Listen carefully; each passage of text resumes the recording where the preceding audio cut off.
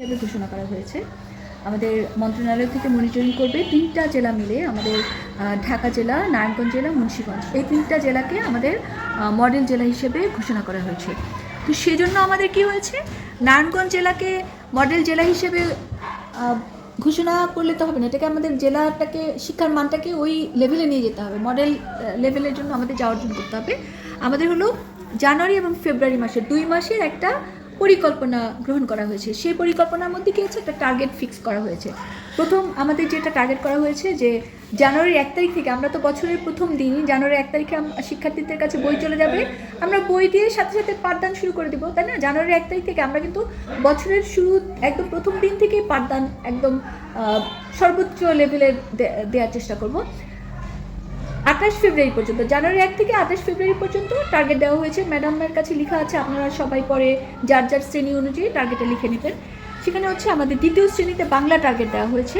100% শিক্ষার্থী 28 ফেব্রুয়ারির মধ্যে রিডিং করতে পারবে, যা আমরা ইতিমধ্যে অর্জনের কাছাকাছি চলে গেছি। তারপর ইংরেজি হচ্ছে 60% ছেলে মেয়ে রিডিং করতে পারবে। আর নামতা, গণিতের নামতা হচ্ছে 8 পর্যন্ত নামতা রিডিং করতে পারবে, ঠিক আছে? দ্বিতীয় শ্রেণী আমরা একদম ফেব্রুয়ারি মাসের মধ্যে, আমরা কিন্তু অনেকে মনে করি কি যে নামতাটা একদম ডিসেম্বর পর্যন্ত পড়লে হবে না, কারণ কি যোগ বিয়োগ গুণ ভাগ আমি যাই করি না কেন, নামটা যেই শিশুরা ভালো জানবে তাদের কিন্তু গণিতের আমার বাস্তবায়ন করাটা গণিত বিষয়ের সহজ হয়ে যায়। সেই জন্য আমরা একদম ফেব্রুয়ারির 28 তারিখের মধ্যে 8 পর্যন্ত নামটা আমরা শিখিয়ে ফেলবো। তারপর আমরা তৃতীয় শ্রেণীতে চলে যাব। তৃতীয় শ্রেণীতে বাংলা তো 100% রিডিং করতে পারবে, গণিতে হচ্ছে যোগ বিয়োগ মানে ওই লেভেলের তৃতীয় শ্রেণীর লেভেলের যোগ বিয়োগ সকল শিক্ষার্থী করতে পারবে। আর নামটা তো অবশ্যই 10 পর্যন্ত পারবে, ক্লাস 3 10 পর্যন্ত নামতা, ক্লাস 3 10 পর্যন্ত। আর ইংরেজি হচ্ছে 70% শিক্ষার্থী রিডিং করতে পারবে।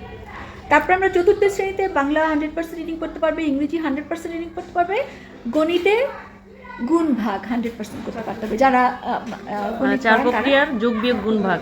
তারপরে হচ্ছে আমাদের পঞ্চম শ্রেণীতে বাংলা 100, ইংরেজি 100, গণিতে তো 4 প্রক্রিয়া আমরা যোগ বিয়োগ গুণ ভাগ তা আছে, দশমিকের গুণ ভাগ।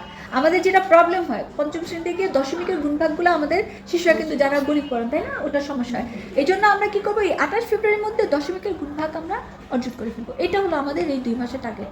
এই 2 মাসের টার্গেট বাস্তবায়ন হওয়ার পরে আমাদের একটা মনিটরিং টিম, মন্ত্রণালয় থেকে একটা মনিটরিং টিম আসবে। সেই টিম প্রতিদিন 15টা 20টা করে বিদ্যালয়, প্রত্যেক উপজেলাতে এক একটা টিম দেওয়া হবে। তারা প্রতিদিনই আমাদের 113টা বিদ্যালয় মনিটরিং হবে, প্রত্যেক দিনই 10টা 15টা 20টা করে বিদ্যালয় মনিটরিং হবে যে আমরা কতটুকু অর্জন করতে পারছি, বা আমাদেরকে বলবে যে এই এখন এই স্কুলের 80% আছে, তাহলে আপনি আর 5 দিনের মধ্যে এটাকে এত % বাড়ান। এইভাবে করে মনিটরিং মধ্যে আমরা থাকবো।